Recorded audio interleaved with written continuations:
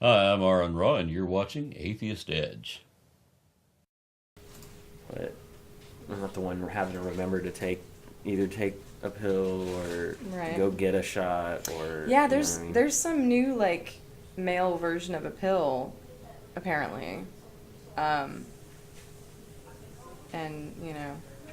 What was the whole... Okay, I think I got something I can talk about, because I just thought of something, too, because when I went into that about not having to worry about... I don't even know if you know anything about it, though. What was all the big dust up about the male pill? That's what I'm talking about. I don't know. That is a great thing to talk about. Well, I don't know much about it. I just know there was talk about it. Do you know anything about it? Yeah, but see, I heard that it was controversial and that there were a lot of feminists that were, like, up in arms about it. That they were like... Why? Men shouldn't have that control. Like, yeah. What? Yeah, exactly. So yes. Yes, it's a real. Yeah, it was a real just because objection they're men, lodged it doesn't make them against. not individuals. Like, dude. Well, and you know what they also were appealing to. Okay, so the study was done on it, and there were some like crazy side effects in a very few small number of cases, right? Yeah. Where it was like internal bleeding or somebody committed suicide. There was a couple of other psychological effects? there was some like just like crazy all over the place in a few different cases where it was brand like new, then you have to and be they were careful with it, and they were doing human trials. You know what I mean? Yeah. It's like any other pill. Coaster. And so that's what they were. So after it was, after the philosophical objections were lodged against it to begin with, then when it got shot down for the dumb, objection that it was, well, then they started going to these. Well, look at what happens on it and all this and that. And like, well, okay, you perfect it. Yeah, you make it better. You keep going. You know what I mean? You don't stop just because one bad thing or a few bad things happen. You know what I mean? Like, that's so annoying. Yeah, it's so. And I don't even know who it was. Like, but it had man. I'm trying to think of who it was that was there was a big name attached to this dust up over it, and I can't remember who. But yeah, it was a thing where they were just like... So the people objecting to like men having control over that... The reproductive cycle, because they thought it was... They're saying, oh, only women. That's our domain. So before we were married, he promised me we would have 2 kids, and now he doesn't want any more. My friends think I should trick him and stop taking my birth control. What do you think, Wendy? I'm embarrassed to say this because I don't like spousal lying. However, men have never been in control of our bodies. We're the ones in control. I'm not going to suggest that you do that, but look into my eyes and tell me what I'm saying. Okay? He promised. Wait, can I just take a quick poll? Clap if you think that she should trick him. My people. Okay. Yeah, and which is what the same thing I said. Okay. Well, why can't we have control over whether or not we impregnate a woman? Yeah, that's absolutely dumb. But my objection to that would be, what possibly would the harm of it be? Like men taking a pill and preventing that. How does that affect women? What is I mean? Because it takes. Well, no, I know what my answer is going to be. Like if you're married and there's like a miscommunication. No, about... not even that. It's much more fundamental than that. It takes power away from women. I think that's their mode. That's the mode they're in. Okay, no. These are the caricatures of feminism that you're dealing with sometimes. The only thing I could think about it is that on one side like a couple trying to have children and men taking a pill in secret so that it doesn't happen. Yeah. There's that. But, Might be. I can understand that. Yeah, complaint. but that is about a miscommunication or a deceit in a marriage. That's about something all separate from the providing of the pill to the public. Like that's stupid. Yeah. To prevent the pill from coming onto the market because it might do this to a couple that's already got some larger problems. That's nothing to do with the pill's fault. That's their fault. business anyway. Exactly. Yeah. That's stupid. Also, the only other thing that I could understand is the argument of like a safer way for men to cheat on their wives. So it's saying as you're giving them a way to prevent impregnating a person that they're with outside of marriage. Okay. So that's a thing. But again, that's about like deceit, and that's about cheating, and that's about something totally separate from allowing something on the market to go forward. Because if the argument is like this type of thing means that we shouldn't allow this on the market, that is ridiculous. Yeah, because look, here they're saying it's called MBCP is I guess the designation, and that the opponents what they're claiming is that there are political, economic, and even discriminatory aspects to it. Because I was trying to. Okay, disempowering barriers that men should most certainly be aware of, including those set up by sexist women who belittle male reproductive accountability, unfair gender biases. Can you say that again, Sloan? Well, this is I think the response to. This next paragraph is maybe a response to the one above, where the opponents are saying there are these things wrong with this. Okay, so what are they saying is wrong with it? That it has. Okay. No, I'm sorry. That if I should have read the sentence right before what I said before. It was the delay in developing the male pill has political, economic, and discriminatory aspects to it, and I agree with that. Yes. I think you agree with that too.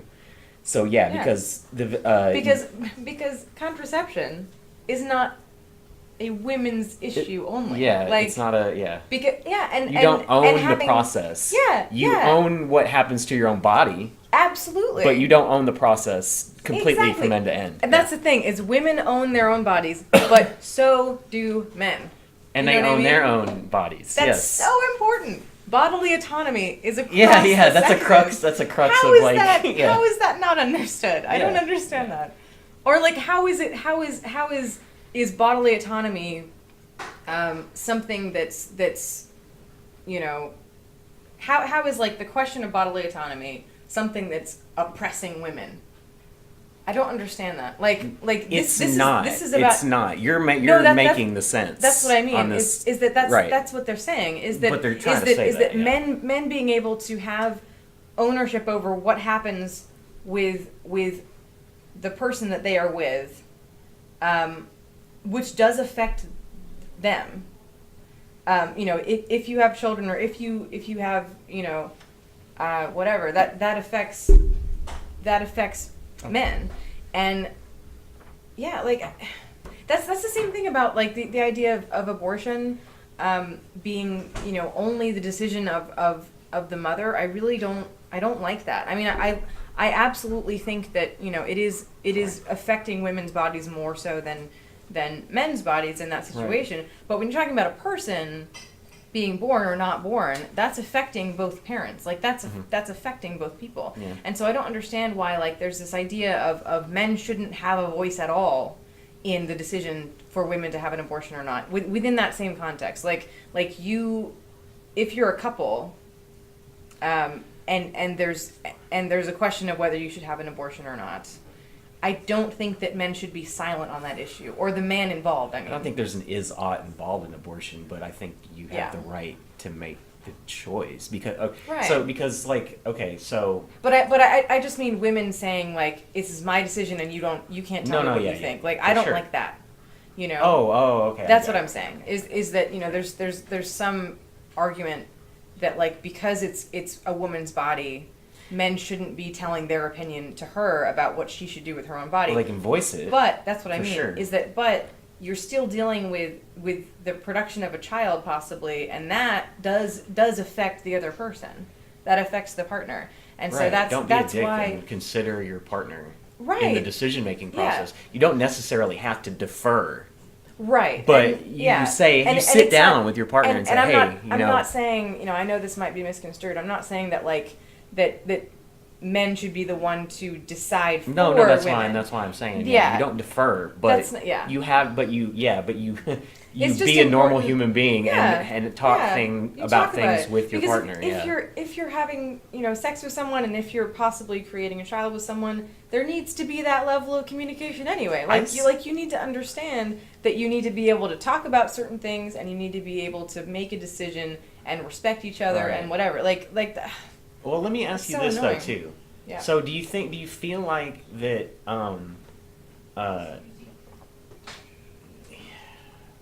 reproductive materials, I guess you would call it, are an extension of the person that it comes from, and they should retain some semblance of control over that material? What? If a man goes to and he has his sperm frozen, or a woman with her eggs, or do you think that they have that's an extension of their body? Right. Would you characterize it like that? Well, or is that maybe going too far? Well, because I think maybe that because to go along with what to dovetail with what you're saying is that that's an extent that if you conceive, then what's inside that woman is also an extension of that man. Right.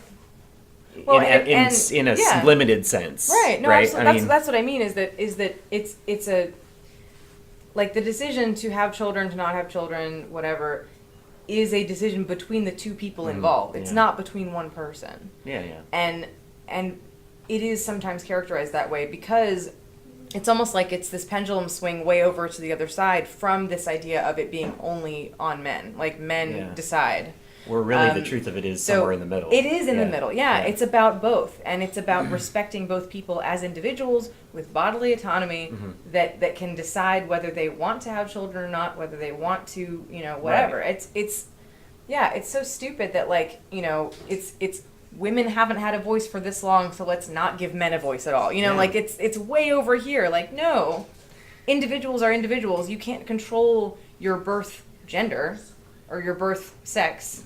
Yeah. So you have the right. Yeah, you have the right to your body and what happens to it and what it produces. You know what I mean? Yeah, it's you. And I don't understand why this gets so complicated and so polarizing. Yeah. Individuals. Well, we know what the religious opinion is on it. I mean, we know why. Well, and that's the scary part about religion is it confuses the issue. It makes it For sure. things, and it clouds this idea of because if you're broken, if you're sinful, and you're fallen from grace, you can't trust your own impulses, and because you're not in charge of that. Yeah, you have to trust an outside source like the Pope. To or tell you, somebody, who has a better direct line to God than you do, to tell you what the rules are and what you should do, and that's more prevalent in days when it was illegal to hold a Bible in your own language, too. Yeah. And because you had to have somebody tell you what it said. I mean, yeah. But I think even to go even further on what you're saying, they don't just obfuscate the issue; they also obfuscate. They not only do they try to confuse people, they also ignore a very salient point about the issue altogether, which is when you talk about bodily autonomy, no other life has the right to your body. No one has a monopoly on what you do with your person. You mean like on issues of contraception and stuff? Well, as far I think it's kind of more applies to abortion though, because could you be legally compelled to give a child an organ, knowing if exactly right, because no one has, even if it's your child, right?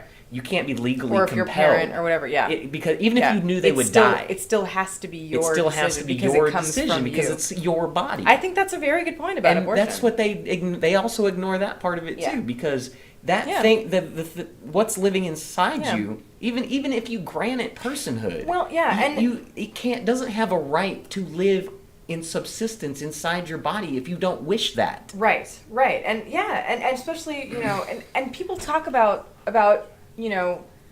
there being like psychological harm, or if there's a physical danger to your body if you have children and things like that. But I think it goes further than that of people having a right to what happens to their body in general. And the other side of it always goes, again, other pendulum swing of this idea of, well, if you do that, then women will use abortion as a means of contraception. Yeah.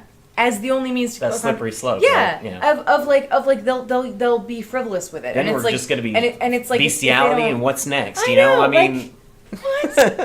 And sex with kids, everything, and right? It's all on the table once that starts happening. Really, do you know how to look up like the Supreme Court ruling of Roe v. Wade? Because I've been kind of curious about that of how did they legally justify Roe v. Wade, and how did they like demonstrate that abortion is the right of a person with their doctor? Don't quote me on it. I could be incorrect. But I just don't know how to find that. Do you know how to find that? What was the reason? Just like type in like like reasoning like behind the judge's comments. You know what I mean? like the opinion, like the majority opinion, or like whatever they it have a was, ruling, and then the judges usually on a big case like this they give they do their, a diatribe, yeah. Yeah, well Yeah. they do like a description of how they came to that decision or whatever. No, I want to say it has something to do with the fact that if it's not viable and couldn't any other way survive outside the womb on its own, then you retain the power in that decision making. Right. Well, and You that's know the what I thing mean? too is like a lot of people talk about, oh well, they sort of gloss over this idea, but it's like with abortion you've got this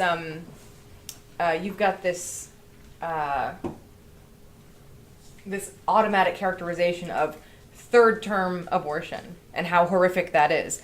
And it's absolutely horrific, Right. And I don't agree with but that it's either, but but- it's third term. Like that's absolutely within the range of viability. Yeah, And because and also in the doctor's office, if it's a choice between the mother's life and the child's life, they always choose the mother.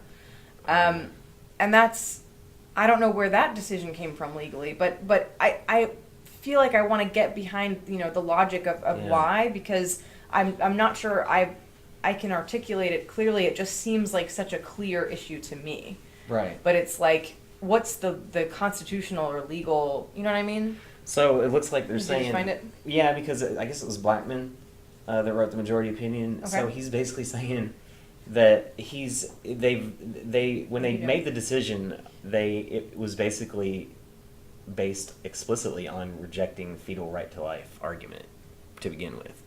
So That's kind of scary. well, instead they had to recognize the right to abortion as a fundamental right included with the guarantee of personal privacy. So it was a privacy issue, apparently. And then also they So they that said, decision shouldn't be made public? well, Meaning, like, shouldn't be that it's dictated your by the business public? and not, yeah, exactly. It's The between state, you and your doctor, yeah. right? Because he goes on to say that regulations limiting abortion had to be justified by a compelling state interest. Like there had to be a Compelling state secular, like it had to be affecting people other than the use woman? for regulating it. You know what I mean? And since Yeah. they couldn't generate that, they couldn't establish that. Mm-hmm. That's why they had to rule in favor of retaining the right to do so. So it's not really a clear issue yet. Man, I think they're just using it. I think That's they're what I just mean. doing it in Is legal it's terms. sort of Like, legal gymnastics yeah, a little bit. it's legalese. Like here's why this is justified and this is not justified. So we have to actually rule Well, and that's, in and favor that's of the other thing side. About, Yeah. Like this is kind of off topic, but the idea of like objective morality, like if that's a big one. Yeah, no, I know, but I'm just saying 'Cause like if I'm not as long saying as you don't say absolute, I think we're no. good. What I'm saying is like I think there are things that are objectively moral and not we moral. can know objective truths about Exactly. morality. But yes. all I'm saying is that like this idea of an absolute like objective nothing is right. meaning Morality that can't that be like absolute. everything is already decided to be moral or not. Right. That's that idea. This Yeah. topic is a legitimate debate between people. It is, and yeah. it's not something that's a clear black and white issue. And this idea of like absolute morality within Christianity, that it's all decided and it's all inside of us and we all actually know, and if we disagree it's because we're going against God. Like that is such like a, we're I hate like that tortured phrase. souls. It's so stupid. Like you are a thinking moral person and you disagree with another thinking moral person Right. about a complicated issue. That's an absolutely valid thing. You know, characterizing these people as less human because they're fallen from grace and because their opinion isn't as valid as yours. That's a slippery slope with you know, dehumanizing people, which is a major problem. They don't want to admit to or pay attention to a lot. I know. You know? Yeah. And I don't understand that. Like that.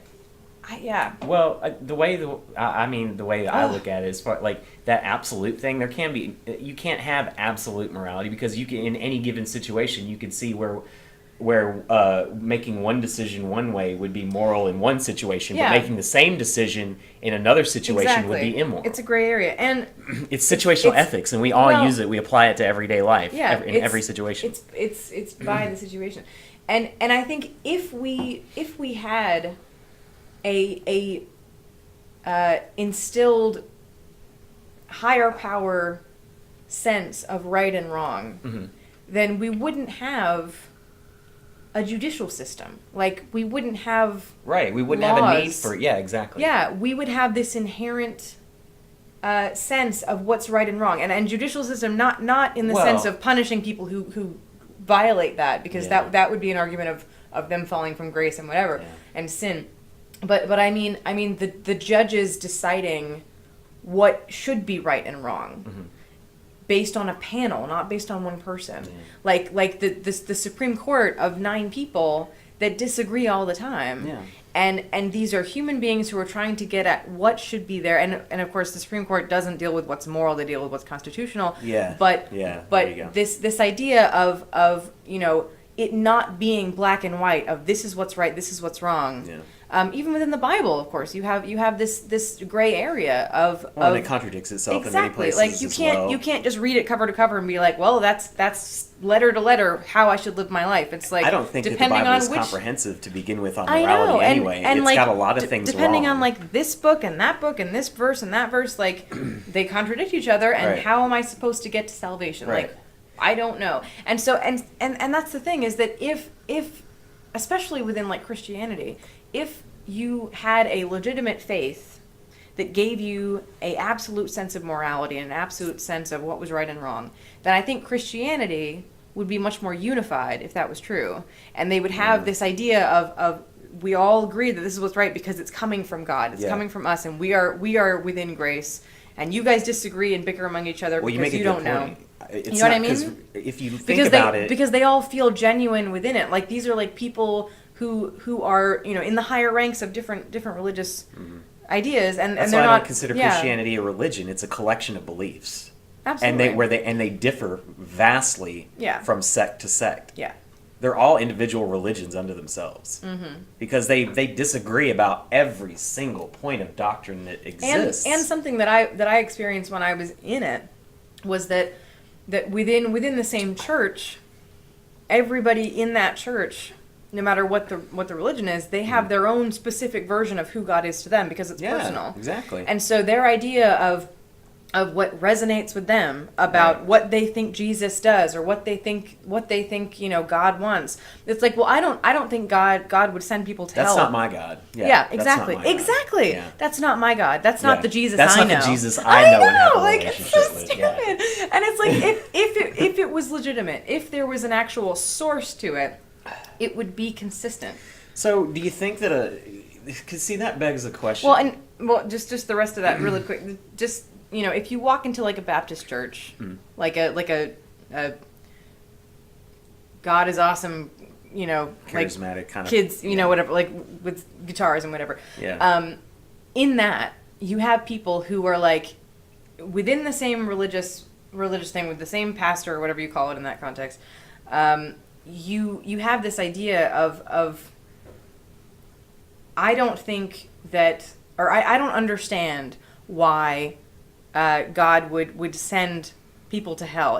If revelation is determined by him, Yeah. then if he doesn't gift people with revelation, see, I used to believe that like union was almost Calvinist, where like it was revealed, it was a revelation to you, and the idea of the rapture was interpreted in that scripture as the clearing of the clouds was a clearing of confusion, and the second coming of Christ was coming into your life when you're saved. So Christ was already back. Christ was living and real, and so they talk about like the scripture not being God. God is living and goes beyond the scripture, and so that's their argument for like maybe they consider it like God breathed or something. Maybe, right. Well, meaning like God is a living person instead of being like a product. He's not of this supernatural like entity that's outside of our reality. Or right, whatever. and like, so he's here. Yeah. And So he's further in than everything. that, further than that, they believe that when you become saved, Christ comes into your life through you as you. Like we're a glove that contains the devil until we contain Christ. Oh, okay. Yeah, that's that's strange, man. So that's scary. Yeah, that's a little weird. Like everybody else around you, if they're not within your religious idea, that's they're not the God devil. that I know. Well, like it's like we're not individuals. We are either we're either guided by the devil or we're guided by Christ. And my dad used to say, gay people are deceived by the devil. And that's why they are gay. That's not. So they're not damned for who they are. They're damned for what they are. Exactly. Words, yeah. Yeah. Like, and that doesn't even make any sense. Yeah. And so the point I was trying to make earlier was that like my idea, I had a very like home based religion. Like my family went to Bible study, and I was not old enough to go to Bible study, so I just kind of like stayed at home. And I was kind of wasn't old enough for Bible study. Yeah, wow. I was like a regurgitation of my parents' ideas. You know what I mean? So that was it. So I, in my mind, in my conversations with people, I had figured out that I don't think that if this whole idea of being revealed to you, I don't think that God would deny that revelation. To anybody, because we're all children of God and He loves us all. But He wants to do it anyway, and shouldn't everybody see? Shouldn't everybody get a revelation if God wanted us to know Him? Because He's all powerful. Exactly. So the point of that was that when I was a kid, I felt like the idea of hell was just a place for like the devil and his demons, that we didn't actually go there at all, because the idea was that if we are given this message, and if we clearly understand it. We would not choose anything else. Which an all-powerful being that knows how to give that message. That would know exactly what it would take for every mind to be convinced. Right. So even if it's on your deathbed, it gets to you in some way. Right. And so that was the idea that for me. And I don't know anybody who would adopt this. Like break down for you. I guess. Just for me, that was the idea. Was that I thought that was my mental gymnastics to figure out how to reconcile this idea of a loving God who doesn't want people to go to hell, but who also has the power to reveal that message or to not reveal that message.